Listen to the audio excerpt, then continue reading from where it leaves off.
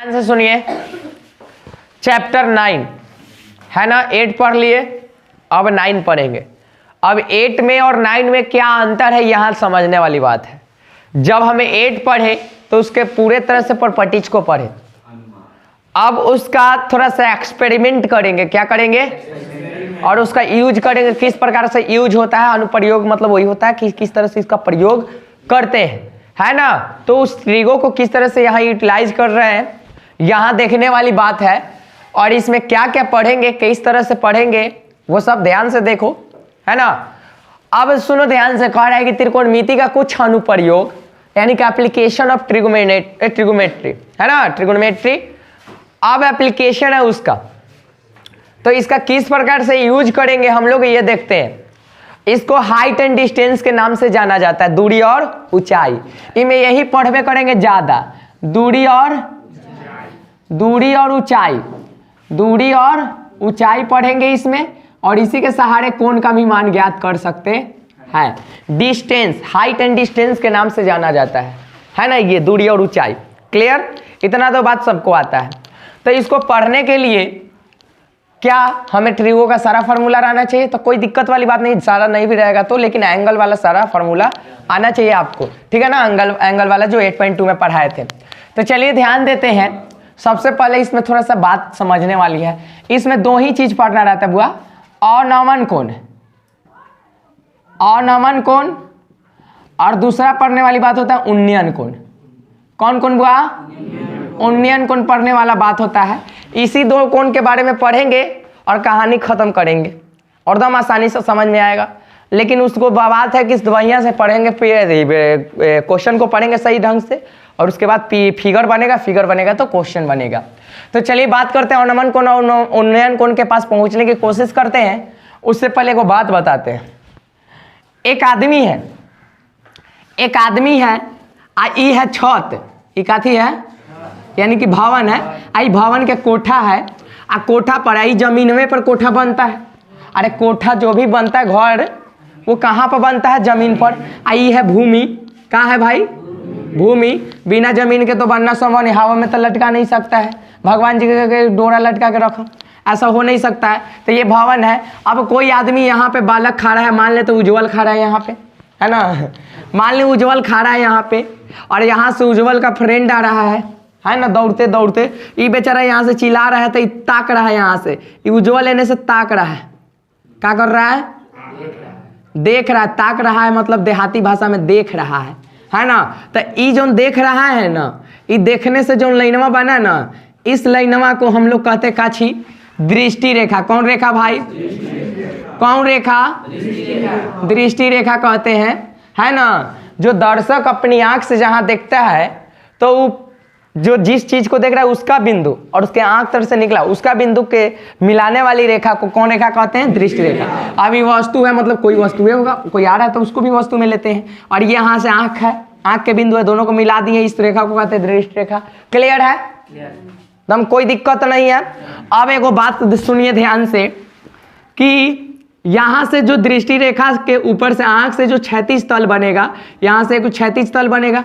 मान लें कि हम जबरदस्ती ऐसे देख रहे हैं, लेकिन मेरा क्षैतिज कहाँ? सामने आंख के सामने बनेगा ना। लेकिन जबरदस्ती ना हम नीचे घुमा के देख रहे हैं आंख को, लेकिन क्षैतिज बनेगा, ऐसे बनेगा, इस आधार पर रहेगा। तो आंख के तो आधार इस आधार पर आता है सीधा, तो इसको क्षैतिज तल कहते हैं। कौन तल भाई? क्षैतिज तल। कौन तल? याद रखना भाई, इससे अच्छा एक्सप्लेनेशन, इससे अच्छा नोट पॉइंट नहीं मिलेगा। अब सुनो ध्यान से, इसको दृष्टि रेखा कहेंगे, है ना। इसको क्षैतिज तल कहेंगे। इन दोनों के बीच में एक कोना बना है, इसको थीटा से सूचित करते हैं। किससे? थीटा से। क्लियर? थीटा से सूचित करते हैं। और ये थीटावा को कहते हैं उन्नयन कोण। कौन कोण? उन्नयन कोण। अनमन कोण। कौन? अनमन कोण। तो याद रखिएगा इस बात को बुआ कि अनमन कोण कहते हैं, ठीक है ना। दृष्टि रेखा और क्षैतिज तल के मध्य बने कोण को क्या कहते हैं? अनमन कोण कहते हैं ना। जैसे हम यहाँ से देख रहे हैं, ऐसे नीचे देख रहे हैं, तो यहाँ से इसे बना ना, और यहाँ से ऐसे देखे तो रेखा बना, तो इस रेखा को दृष्टि रेखा कहेंगे। लेकिन मेरा सुझाई कहाँ रहेगा? दम सामने। तो इन दोनों के बीच एक एंगल बढ़ेगा, उस एंगल को अनमन कोण कहेंगे। समझ में आ रहा है? आए समझा भैया से? आए तो इसको कहते हैं अनमन कोण। आ चूंकि देख रहा है, एगो बात देखो, है जमीनिया के दम समानांतर है। आए ई जमीनिया के दम समांतर है ना, ई क्षैतिज तल ई क्षैतिज तल, आई दोनों एक दूसरे के पैरेलल नजर नहीं आ रहा है। आ 9 क्लास में पढ़ले हैं। आ जाओ इधर, दू गो जब समांतर रेखा रहे आ उसके बीच में कोई तिर्यक रेखा रहे तो हई वाला कोनवा बराबर हो जाता है। आ इसका कौन गुण से? तो अंतः एकांतर से। कौन गुण से बुआ? एकांतर अंतः बोलते, सॉरी एकांतर अंतः बोलते हैं। एकांतर अंतः कोण से क्या हो जाएगा? अंतः कोण से बराबर हो जाता है। मालूम है कि नहीं मालूम है? तो एक जो तो देखो तो वही बतावा हो रहा है का, ई वाला और ई वाला समांतर है, पैरेलल है, दिखिए रहा है। आई जब दोनों पैरेलल है, इसके बीच में एगो तिरछा रेखा है लेकिन नहीं आया है जो दोनों को काट के गुजर रहा है, तो हई वाला कोनवा आपस में बराबर हो जाएगा कि नहीं? एकरो क्या कहेंगे? ठिट्टे ना। अगर ये ठिट्टा है तो ये ठिट्टे होगा, लेकिन बात बिगड़ जाता है। एक नाम कुछ हो रहता है, एक नाम कुछ हो रहता है। अब चाइना में जाके पैदा होगा तो दूसरे नाम रखा जाएगा, इंडिया में पैदा होगा तो दूसरे नाम रखा जाएगा, नेपाल में होगा तो दूसरे नाम रखा जाएगा। सही बोल रहे हैं ना? मुसलमान में रहेगा तो खान उन लगा दिया जाएगा, और यादव में जन्म लेगा तो क्या लगा दिया जाएगा? अहिर में लेगा तो यादव वादव लगा दिया जाएगा, कुछ लगा दिया जाएगा, कुमार उमार, है ना? और मन से सिंहो लगा देता है सब। अब ध्यान से सुनो, तो वही बात है। ई कोण को क्या कहते हैं? उन्नयन कोण। कौन? अच्छा एगो बात अब मालूम चला होगा, बढ़िया से देख रहा होगा तो, ई कोण में एक क्या होता है? अरे भाई कोण एक क्या होता है? बराबर है ना होता है भाई। केकरो बोली मुंह में नहीं है, समझिए नहीं रहा है। तो समझता तो फर बोलता है, नहीं समझता है तो फर बोलबे नहीं करेगा, है ना? नहीं बोलेगा फर। अब देखो गलत काम कर रहेगा तो हम पनिश करेगा तो एकदम मसुआ रहेगा, लेकिन जो नहीं करेगा नहीं हमने कर लेंगे, ऐसे छाती चाकर करके कहेगा। तो ये बात तो हनी में हो रहा है। तो ई कोण इस बराबर नहीं होगा रे। आपके तो कंसेप्ट दिए कि ये समांतर है तो इसके बीच में एगो तिरछा रेखा है, और यहाँ से क्या है? अरे यहाँ से ये कोण है, ये कोण बराबर हो जाएगा किस नियम से? एकांतर अंतः कोण से। तो अनमन कोण उन्नयन कोण के क्या होता है? बराबर होता है, याद रखना है। लेकिन अगर कोई बालक नीचे से ऊपर देख रहा है तो अब नीचे वाला क्षैतिज से और आंख के बीच कौन बनेगा? उन्नयन कोण। आज जब कोई बालक ऊपर कोठा पर चढ़ के देख रहा है तो क्या बोलेगा? अनमन कोण बनेगा। ध्यान से सुनो, हम टावर के नीचे से टावर के फुलगी पर देख रहे हैं तो कौन बनेगा? उन्नयन कोण ना। बालक नीचे रहे तो उन्नयन, अब बालक ऊपर चल जाए तो कोई जरूरी नहीं कि बालक, कोई भी जा सकता है, उसको दर्शक बोल सकते हैं। अगर दर्शक ऊपर जाके झांक रहा है नीचे तो वहां जो बनेगा उनके बीच में तो अनमन, और नीचे से जब आके उतर के झांकेगा तो कौन?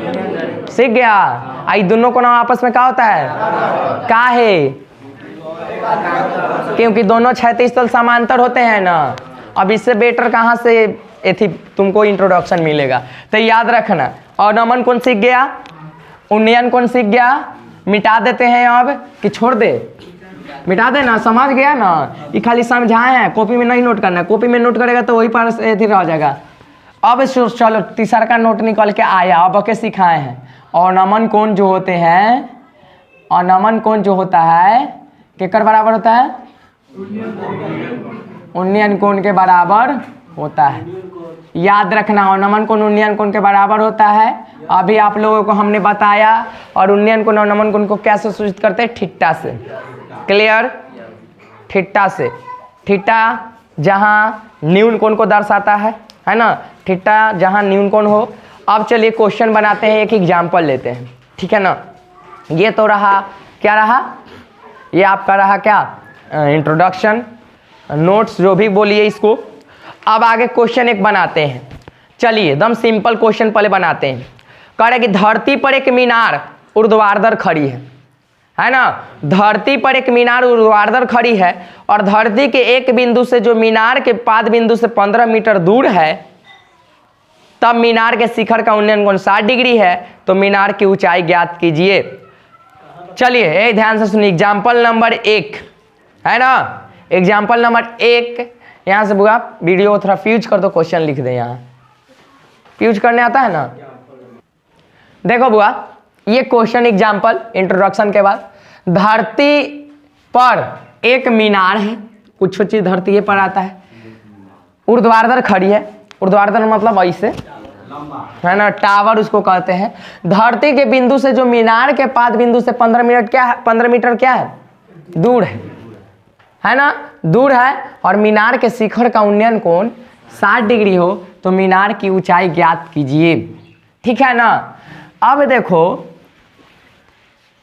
यहाँ पे न ये मीनार की थी, पता है कुछ मीनार कैसन था पता नहीं है, लेकिन एक चीज पता है कि क्या है, धरती पर एक मीनार जो ऊर्ध्वाधर खड़ी है वो धरती के बिंदु से कितना दूरी पर है, एक बिंदु से 15 मीटर की दूरी पर है। तो ध्यान दीजिए ना, इसको देखो बिना फीता के सहायता से, बिना कुछों के सहायता से इसका हम ऊंचाई ज्ञात कर लेंगे ना, सामने हो भी नहीं है फिर भी हमारा ऊंचाई मिल जाएगा क्योंकि क्लू दिया गया है और यही चीज अनुप्रयोग कहलाता है। तो ध्यान से सुनो, ये धरतिया है, चित्र बन गया तो बन गया, ये धरतिया है, ये यहाँ धरती के बिंदु है, धरती के एक बिंदु से ये बिंदु है एक धरती को कोई मान लेते हैं और से 15 मीटर दूर, 15 मीटर ही मान ले कि हो गया है ना, इस बिंदुआ से 15 मीटर दूर जे एगो का खड़ा है मीनार, कैसे खड़ा, ऊर्ध्वाधर का मतलब ऐसे एकदम प्यार से समझना है, ऊर्ध्वाधर खड़ा, ये काची खड़ा हो गया, मीनार ना है ना, मीनार, हाँ टावर, ये खड़ा हो गया। मीनारवा की ऊंचाई पता नहीं है कि कितना है, लेकिन ये पता है कि एक बिंदुआ से इतना दूरी पर मीनार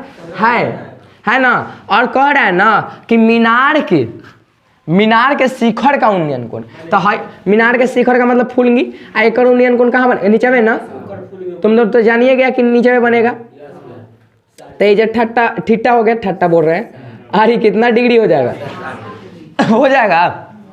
अब एक बात और ध्यान देने वाला है कि जब भी मीनार खड़ा होता है टावर तो एकदम सीधा खड़ा होता है, तो सीधा का मतलब कितना डिग्री आए, 90 ना। अब हो गया, सब कुछ फिगर बन गया आसानी से। अरे फिगर इसी में से ना देख के बनाया है, कहा कि एगो बिंदु है और वजह से 15 मीटर दूर, तो आगे दूर बिंदु पर से, और वजह से एगो खड़ा है मीनार खड़ा कर दिए, और वो कहा है कि शिखर से उन्नयन कोण बन रहा है 60 डिग्री, तो शिखर से उन्नयन कोण बना दिए 60 डिग्री, कंप्लीट फिगर हो गया। अब आराम से लिख देंगे ABC, लिखेंगे हल लिखेंगे, देखो ध्यान से बुआ, हल लिखेंगे, दिया है AB एक मीनार है ना, तथा BC कितना है 15 मीटर, और मीनार का शिखर का उन्नयन कोण कितना दे रहा है, उन्नयन कोण थीटा इक्वल कितना डिग्री है। तब देखो, तब अच्छा एगो बात बताइए, ये एक समकोण त्रिभुज है और इसको क्या कहते हैं, आधार, इसको क्या कहते हैं, लंब। तो आधार और लंब याद करो, ट्रिगो के किस ट्रिगोमेट्री अनुपात में, त्रिकोणमितीय अनुपात में संबंध आता था, आधार लंब केकड़ा में आता था, P/B केकड़ा में आता था, बलाए ओ किसमें, गधा से भुला के कनपट्टी कौन थीटा में आता था रे, कनपट्टी गर्म कर देंगे, सबको मारना शुरू कर देंगे, बड़ा पगला जाएंगे ना, बड़ी मार मारेंगे, बहुत मार मारेंगे। अरे नालायक कहीं के, जब त्रिकोणमितीय अनुपात तुमको मालूम नहीं है तो तुमको क्या मालूम है, पढ़ के भुला जा रहा है, अभी पिछले खत्म हुआ है, 8.1 में लिखवा चुके हैं सब। तो आधार और लंब का संबंध किससे होता है, tan से होता है, याद है, या cot से भी होता है, tan से होता है तो cot से भी होता है क्योंकि उसी का अपोजिट है, तो tan या cot से होता है, लेकिन सीधा वाला से काम ज्यादा चलता है। तब लिखेंगे, तब त्रिभुज ABC में थीटा इक्वल बोल 60 डिग्री नहीं है रे, ये भी देखियो कि मालूम नहीं चल रहा है। तब किस में चलेंगे, tan थीटा में। कोई पूछेगा कि tan में कहा है चले, क्योंकि आधार दे लंब ज्ञात करना है, तो आधार लंब का संबंध केकड़ा में आता है, tan में। अगर आधार कर्ण रहता तो केकड़ा में चलता है, cos में, क्योंकि आधार cos का संबंध, आधार और ये कर्ण का संबंध cos में होता है। आधार लंब और कर्ण दिया रहता तो केकड़ा में चलते, साइन में ना। अरे ये और ये दिया हुआ रहे तो साइन में ना, साइन में चलेंगे। अब tan में चले हैं, और tan थीटा का फॉर्मूला क्या पढ़ा है, P/B पढ़ा है, तो P का मतलब कौन, AB, और B का मतलब कौन, BC, नालायको। और थीटा की जगह कितना रखना है रे बुद्धुओ, 60 डिग्री, और AB/BC, और नहीं वैल्यू रख दीजिए ना, वैल्यू अब रखिए, काला बार बार लिखते जाए। AB का तो वैल्यू नहीं पता, लेकिन BC का कितना है 15 मीटर। अब बताइए तो tan 60 का कोई वैल्यू जानता है, यही नहीं मालूम होगा आप लोगों को, √3 A√3 होता है बुआ। आ AB बाटा में कितना 15 मीटर। आई क्रॉस कर देंगे तो कितना क्रॉस करेंगे तो कितना हो जाएगा 15 और रूट में 3 और मीटर बराबर में। अब बताओ AB है ना मीनार की ऊंचाई है, देख रहे हो मीनार की ऊंचाई कौन है तो मीनार की ऊंचाई कितना आ गया 15√3। मीनार की ऊंचाई AB बराबर 15√3 कितना इजी से आ गया है ना। ये हो गया पूरा कॉन्सेप्ट के साथ ये चैप्टर कॉन्सेप्ट 1 प्रूफ लिख रहा है, देख लो आंसर लिखना चाहिए तो सब चीज़ें मैं प्रूफ करते करते प्रूफ ही याद हो गया है। तो ये रहा कॉन्सेप्ट क्लियर पूरा चैप्टर 9 का। यही कॉन्सेप्ट के आधार पर सारा बनेगा। अगर आपको ये सब चीज़ पता रहेगा आता रहेगा तो इसी कॉन्सेप्ट के आधार पर बनेगा। ठीक है, बंद कर दीजिए।